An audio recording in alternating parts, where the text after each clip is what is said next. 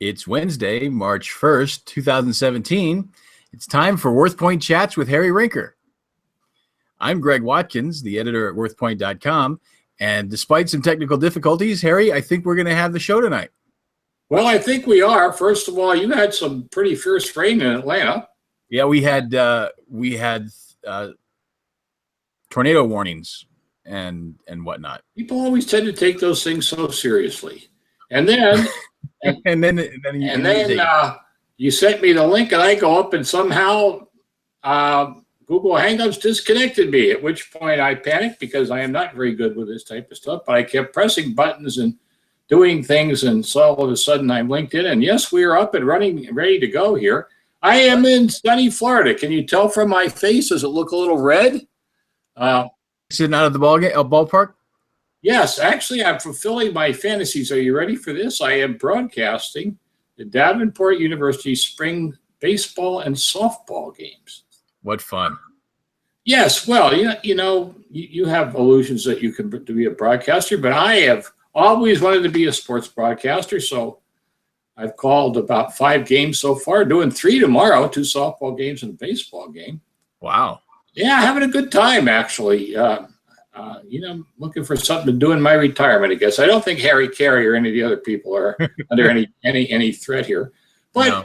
But it's fun. I usually come down here to watch the boys play because of the fact that I'm the academic coach for the Davenport baseball team. As you know, my wife, Linda, who's the provost at Davenport University, instituted a program 4 years ago where all the sports team have academic coaches. And the kids come to study tables 3 hours a week if their grade point average is under 3, or if they're freshmen. And so I did recognize a number of the gentlemen on the field whom I've have been with me this past academic year. So they weren't just sneaking in and saying that they were a ball player just to get in. Well, I'll tell you, there were a few that played ball here these last few days that if they told me they were a ball player, I might question that statement. But anyway, no, but it's fun. But, it's odd time to be down here in Florida. First of all, a lot of people down here, of course, but record high temperatures in Florida right now. Record for the day was 90, and they either came close to it or broke it in Orlando. Wow. I'm used to coming down this time of the year, wearing a light jacket at night and not much during the day. But sun's been out, skies, a little bit of clouds, not too much. And on the whole, except for today, a nice breeze. I'm hoping we'll have breeze tomorrow. Davenport girls play out at a big training facility in Claremont, the National Training Center, which has fields all over the Claremont area. So, but enough of that. The old famous phrase, it's not over till the fat lady sings. Yes, oh, I know the phrase. That lady sung about the Hitler phone again. You may.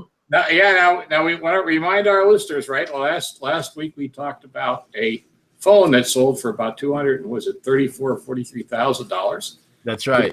Supposedly a phone from Hitler's bunker. And in talking about the story, I just said it's one of these almost too good to be true stories, and raised some questions about the condition of the phone. Remember all that type of thing. But somebody bought it, paid that good amount of money for it. However, much more information has come to light. There's the phone, right? Yeah, let me make it a little bigger. As it turns out, by the way, Greg, a black Bakelite phone painted red. Okay? Right.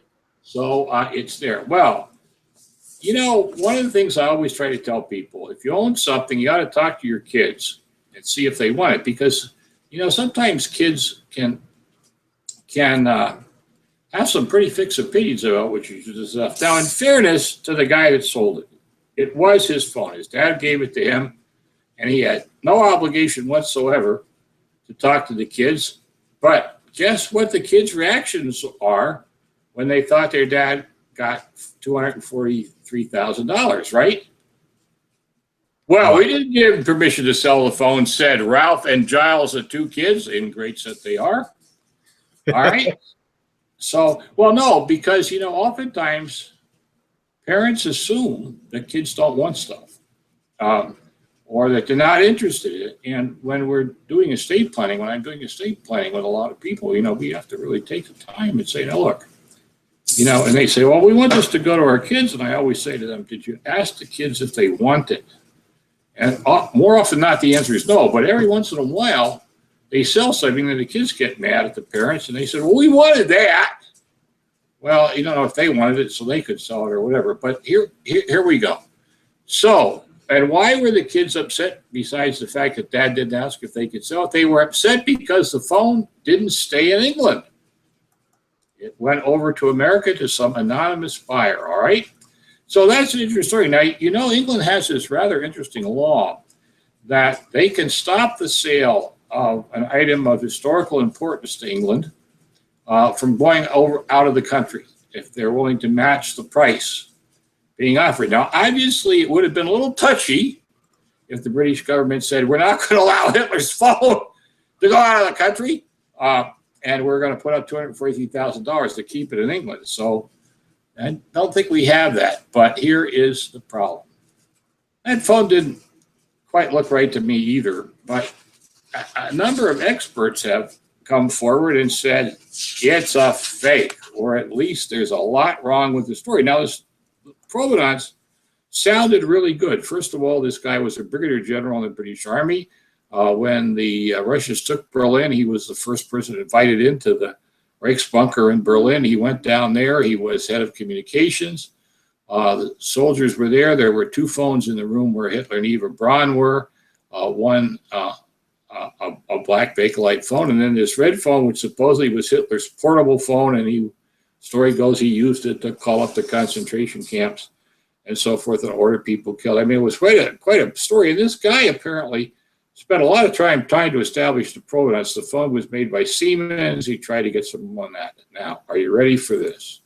Okay. The phone body might have been made by Siemens, but the headset was made by England, which would make you wonder here why that would happen, right? Yeah. Right. Okay. So that's the first order of business. Then the second order of business is the guy said, well, first of all, if Siemens was making that phone, now this is Frank Gengel of the Frankfurt Museum of Communications, an expert on there. He said the peeling paint was a giveaway, as Hitler would have had a phone made from dyed plastic.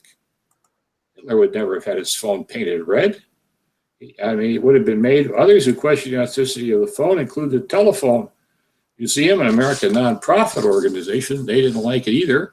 The actual phone was manufactured by Siemens and Halsky, but the handset comes from an English telephone. So there is a general, and also there is some questions being raised about the lettering on the back. Adolf Hitler's name seems to have some letters not quite lined up, and all the rest type of this. So what does all this mean? Well, didn't all these people question this before the auction took place? And surprise, surprise, the auctioneer didn't mention anything about it. Now, this is to get sidetracked for a moment.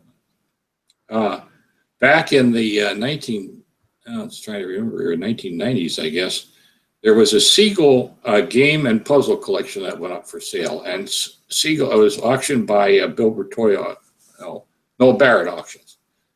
Or was it Bill Bertoya? I can't remember. I don't want to get the wrong guy here, but I think it was Noel Barrett, actually. Anyway, long and the short of it was that there was a game called the Bulls and Bears. And supposedly it was the only known version of this game to exist. So it sold for over $30,000, right? Yeah, I think I know this game. Yeah, so what happened was the auctioneer had been told before the auction that a second game existed. And so he's fully aware of it, forgot to mention it during the price of the auction. The auction was held. The information came out within a day or two after that there was a second version of that, and the person who bought the game sued the auctioneer, demanding his money back on the grounds that he bought the game under false pretenses. Well, as it turned out, at least 3 versions surfaced. A second version surfaced again very quickly, so that count number was up to 3. And finally, so, when somebody says it's a one of a kind or it's the only one, I don't know about that. But anyway, as this was going on, the auctioneer did not mention this, But apparently the word got around to a number of bidders, not, somebody, going to be a bunch of bidders take it up to 240,000 plus. But you ready for this? It was listed at 400,000. So it sold well below the estimate. Now, normally in the case of an estimate, the sell-through price is 60% of the low estimate. So it was 400, that was 240. So it made that. Anyway, this story isn't over yet. Really, it's not. I mean, there's a picture of the guy. The kids are upset. The phone is now with an anonymous buyer. And, let's just hope the auction house hasn't paid the consignor yet, because they may be getting a call from the guy that bought the phone and saying, hey, what is it that you sold me here? And now, however, having said that, allows me to tell you another story. You know me, I love telling stories. Well, that's why we're here. Yes. So you can tell your stories. Back in the 1980s, when Fabergé eggs were hot on the market, an Arab sheik saw that a Fabergé egg was being sold by Sotheby's in Geneva, I believe it was. Sotheby's in Geneva. And his sister just happened to be in Geneva at the time. So he said, hey, sis, go over and buy that egg for me. She goes over and she buys the egg. And the sheik gets it, and he has a look at it. He says, this egg isn't right. Right. So he contacts Sotheby's and says, look, I think this egg's a fake. And Sotheby's says, well, send us pictures of it. We'll have an expert look at it, and so forth and so forth and so forth. And meanwhile, the sheik wasn't a happy camper. He takes Sotheby's to court. The expert looks at the pictures, goes to the witness stand, and says, the egg is absolutely right. Okay? So 10 years pass, or longer, and the sheik's seeing the hot market for Fabergé eggs. This all took place in the 90s. Made the New York Times, the story did. And so the sheik sends the egg to Sotheby's and said, okay, I bought it. Now I'd like you to sell it for me, right? Right. Now, they've already authenticated it. But now they say it's fake. That's right. So they have the expert come in who finally handles the egg, doesn't look at the picture, and says, oh, by the way, the sheik was right. So the sheik sued Sotheby's to get his money back. Now you would think, based on the story, right, that the conclusion of the court was the sheik should get his money back for the egg. Right. The sheik lost the case. Caveat emptor that it's all right for the expert to make a mistake. Well, the fact that he's making he's looking at the pictures instead of handling the thing, I don't know if I would have accepted that. Well, it was an expensive lesson for the sheik, that's for sure. Yeah. But anyway, getting back to this, it's going to be an expensive lesson for this guy. But remember, in the antiques and collectibles field, especially in auctions, you have to read the terms and conditions of any auction you go to, and it's sold as is with no guarantees. No matter what they write in the catalog, that isn't a guarantee. That's just a statement. And if it's wrong, it's wrong. Caveat emptor, let the buyer beware. Yes, well. So I don't know if we'll ever hear the end of the story, like the old Paul Harvey, and now for the rest of the story. I don't know what's going on. But by the way, this is one of the fun things about talking about this stuff on there. This information about this came to me from one of our listeners who heard us talking about the phone and sent me this and said, Harry, you better read this article here. And so I want to thank him very much for sending it along my way. And I will be Googling this from time to time just to see what happened. I thank Norm Collier for calling my attention to an article that appeared in the Daily Mail. Now, the whole point about this is that also we live in a global world. We do. And hey, this story was worldwide. Yeah, well, it seems like it'd be something of interest to people. Yes, well, now let's hope you're not getting any auction information from this company, or if you are, the telephone won't appear up on your website here at WorthPoint.com. We don't want you validating this bid till we get this straightened out here. Yeah, I don't think we have a contract with that company yet. Yes, well, and maybe I think twice, or three times. Well, anyway, I don't know how much time we wasted here, but enough. We have an odd object to talk about today. Makes one of these, makes you wonder what the heck you're doing. But somebody sent us some pictures of a table saw, right? That's right. All right, you're going to whip them up here. I'm going to call them up here. Let me get them up. Okay, and here is a table saw. Now, again, this goes along with a number of interesting stories, too.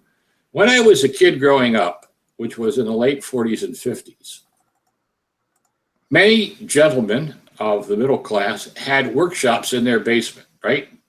Yes. Table saws, drill presses, planers, God only knows what, down in the basement. Now, it's always amazing to me when I go into antique shops that very little of this stuff survives that supposedly was made down there. Now, if you got in the 1930s and so forth, there was magazines called Craftsman's magazines and all kinds of stuff talking about all these things that could be made. One of the things that was made on a lot of these things were ashtray stands in the shape of cartoon characters. I mean, but there were birdhouses and furniture and all kinds of things out there. And I'm just surprised I don't see more of this homemade stuff. Now, as it turned out today, I was out shopping in Winter Haven. Yeah, Winter Haven, Florida. There's a lot of antique shops down there.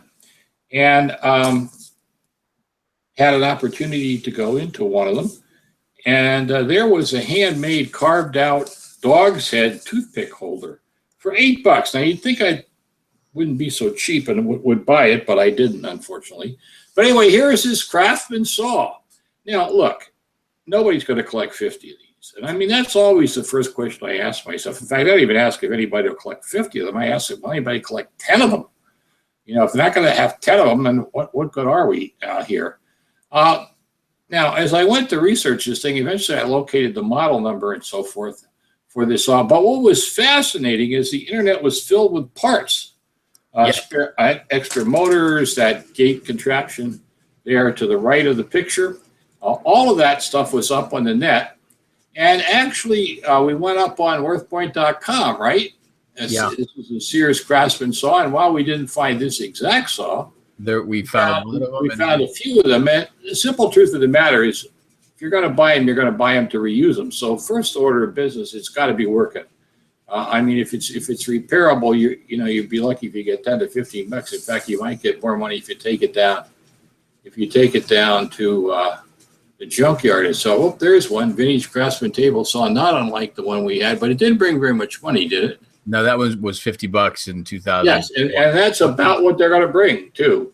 But all the other pieces that you're talking about, right? I know, but the pieces, if you try to buy the pieces separately, they're 35, 45, $50. But if you just buy the whole thing, right, it's still only $50. I mean, the point is, I mean, the market's flooded with this stuff, and who's going to use them? Seriously.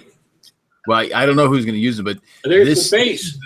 This is the pedestal base that this particular saw has. Yeah, well, and it looks like it's in pretty good condition. Well, but you know, sold for $100. Yeah, well, here we go. You ready for this? You know the old math. Now you're becoming a public school teacher. You know the old mathematical phrase: the whole is equal to the sum of the parts, right?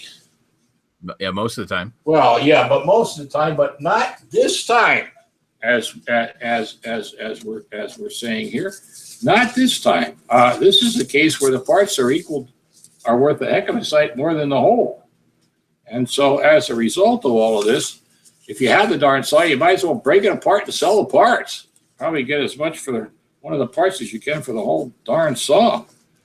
But anyway, there you go. An interesting kind of aside to that one.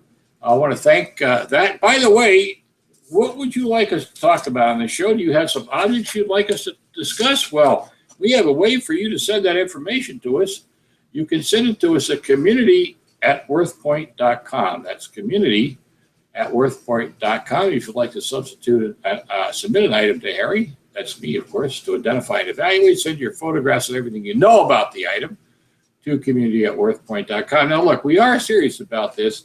Size, markings, how you acquired it, what you paid for it, all the history you could send, all that stuff is critical.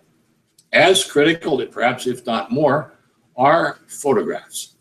We do want to get those photographs on there like we have had with this one, and will allow us to do it. Well, are you ready for this? I've been moaning to myself that I didn't have time to go antiquing in a while, so the game ended early over at the Lake Myrtle Sports Complex in Arbondale, and Winter Haven wasn't too far along. Now, I have to confess, it wasn't antiques that took me over there. There's a great pizza place there called Pizza by the Slice. And so they had, and knowing Cheap Harry, now, look, there's no sense lying about this stuff, Greg. I mean, this is the truth. 2 pieces of pizza, and we're talking big piece, not these dinky little pieces. I mean, 2 pieces of pizza fills a plate over there. You know, it's almost like a quarter pie slice for $5 with the soda. So for my $5.35 lunch, but I discovered it a couple years ago and love the place. I might say it's right down the street from Mike's Donuts, which I've also discovered and had the ability to do that. But were a number of antique shops and malls over there. And so I thought, well, you know what? I've been complaining about myself. I had a little bit of time to kill. So I said, okay, that's it. I am going to take a look. Go see if they're now. There I was. First thing I said to myself, Harry, you are not going to buy anything. You just looking. Just looking. So I bounce into the first of them, a group shop called Sherman's Antiques and Mall. The word antique, of course, being relevant only if you make antiques anything made before 1980, because it wasn't loaded with much. It's fascinating. Of course, the older people that are dying here now were young adults in the 50s and 60s and 70s. So, if you go in any of these malls down here looking for quote unquote antiques, maybe one item out of 1,000 qualifies for that. So I'm waltzing in there and I'm having a good time looking around. Although I have to tell you down here, when I used to teach mall owners about this, I've always said, try to arrange your booth so it's attractive and you have room to move, but people can see things. Well, this mall believed in the stuff the booth philosophy. That is to say, if you had a booth, you put as much in there as you could. If you had jewelry necklaces hanging on the wall, you had 750 of them in a 2-foot by 3-foot space. I mean, it was ungodly in terms of trying to look at anything. And they had these cases there, shelves and so forth. But what people should understand is when your clients are primarily older people, and there were obviously no young people in the mall, you really shouldn't use the last 2 shelves in a case, because nobody at 75 can bend over, at least not easily. Right. See the labels and so forth. Well, I'm going down there, and the first thing I see is this really neat carved dog head toothpick holder, and the label on the bottom was very nice, 1930s, 1940s, handcrafted toothpick holder at $8. Now, it's a sad day when I'm not willing to put out $8. Okay. Yeah. But I didn't spend it. Walking around the mall, and then I saw an old Schaefer and Vodder novelty piece, one of these kind of ashtray things with a person with their feet hanging up that held the matches, and the matches made up the guy's hair and that type of stuff. And I couldn't afford them in the old days when they were $100 and a half, $185 and so forth. But this was marked $65. That's not what I'm willing to pay. So I let it go by, and I'm walking through the rest of the mall, and oh my gosh, there were the Hummel figurines and the Wade cottages, and I really need to take a barf bag when I go into some of these places. But anyway, finally I waltz up into a front booth, and there is a wonderful turn of the century lobster dish. Now, do you know that dish with a lobster handle that comes over in the center, and then it has 2 bowls on the left and the right? Right. Yeah, I mean, those are classy pieces. Again, they were the $65 to $200 range. Some of them even higher than that. This one, white, but clearly a good 100+ years old. And all right, some of the gold gilding on the lobster body was worn off, but guess what they wanted for $25? Broke my heart, $25. And I didn't spring for it either. I kept saying, well, what am I going to, I find myself as I getting older asking all the dumb questions. What am I going to do with this? Where am I going to put it? What's Linda going to say if I bring it home? Oh, I never used to worry about stuff like that, for crying out loud.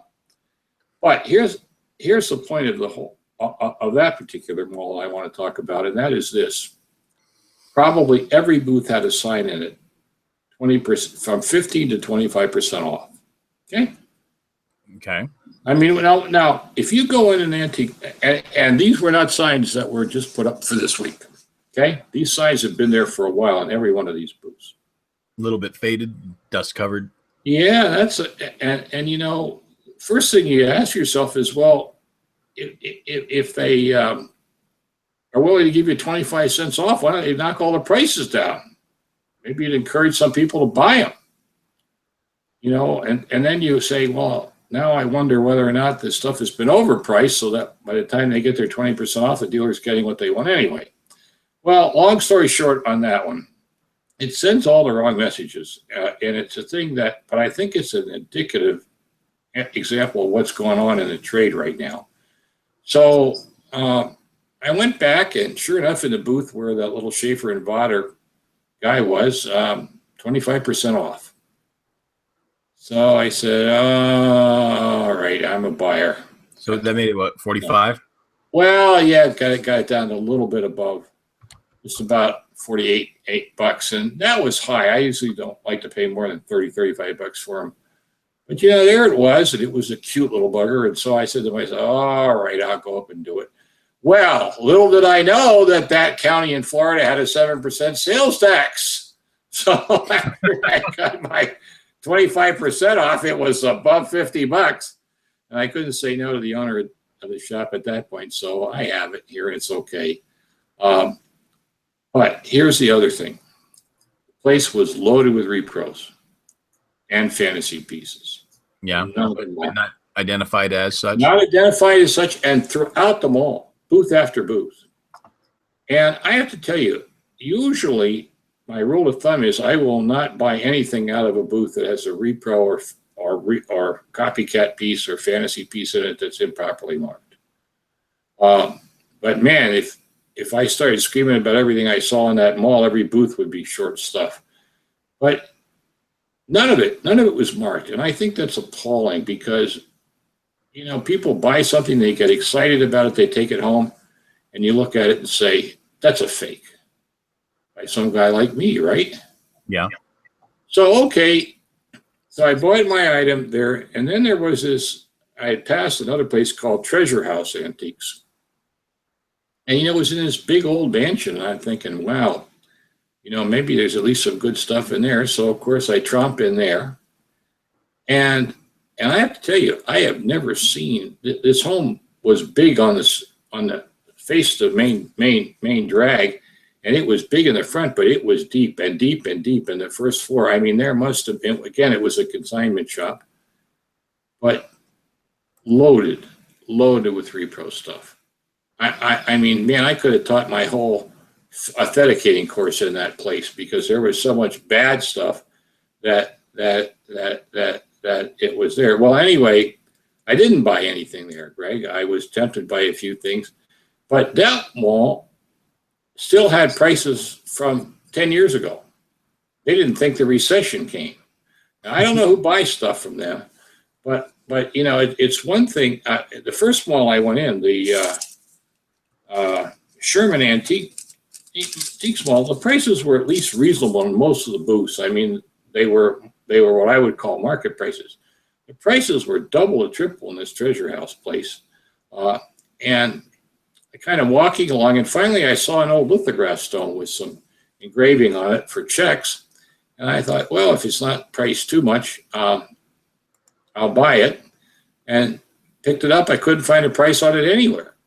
So I was kind of getting ready to walk up to the front desk and ask them what they knew about it, what the guy wanted, when I saw a second one priced at $165. And I said, not out of my pocket or my chinny chin chin.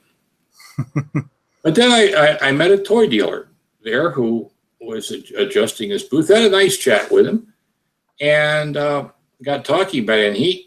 But he is another one of these dealers. Everything was $249. Well, by darn it, if you want $249, put $250 on it. What the heck? You think somebody's going to buy it because it's a buck less? We're not in this $99.50 business in this trade. This isn't a department store, for crying out loud. Well, every one of his prices, $187, $89. I mean, come on. But I got talking to him about it. Up on the top was this Budweiser, was like a platform with this huge Budweiser horse. And what did he have on it? Not for sale. Now, this just frustrates me to crap. Why is it there in the shop then? It's not in there. So he said to me, he says, well, I'm still a collector at heart. He said, you know, and he says, that horse up there, that was one of my favorite pieces. Said I had it here with a good price on it at one point, but every time I kept coming in here, I kept saying to myself, why am I selling that? And finally, he said, I just put up a sign saying, not for sale.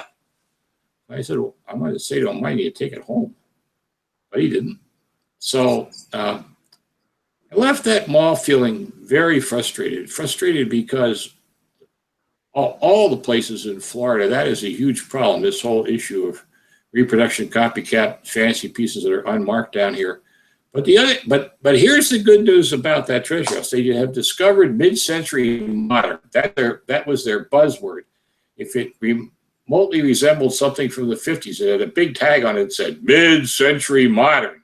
Now, there should have been something that said mid-century modern crap, but you know, from their point of view, mid-century modern. But they also, the lowest price thing I saw is like $28, $35. You know, there's no $10 bargains left anymore. And somewhere they better get in their mind that right now $10 out of somebody's pocket in this trade is a lot of money. And if they want to attract people to this stuff, they better start adjusting these prices. But that place, it was a decorate. I mean, the only person that would come in there and pay those prices was someone who wanted to decorate with this stuff. I mean, they had old tins, coffee tins and stuff back up in the 100 range and more. I saw a wonderful tin for a Snowbird mop. Now, now I'm not a snowbird in Florida. I'm a snowflake. You know the difference between a snowflake and a snowbird? Did we talk about that the other week? Remind me. All right. Well, if you come down and you stay for 3 months, you're a snowbird. But if you come down for long weekends, once a month, you're a snowflake. And I'm more flakier than a bird. But, I thought, what a fun thing to put up in there to have a tin container marked Snowbird on it, right? Right. So pick it up, and it's $28. Now, I mean, I could afford $28. I was just appalled by the price. I was a $10 to $12 buyer, not a $28 buyer.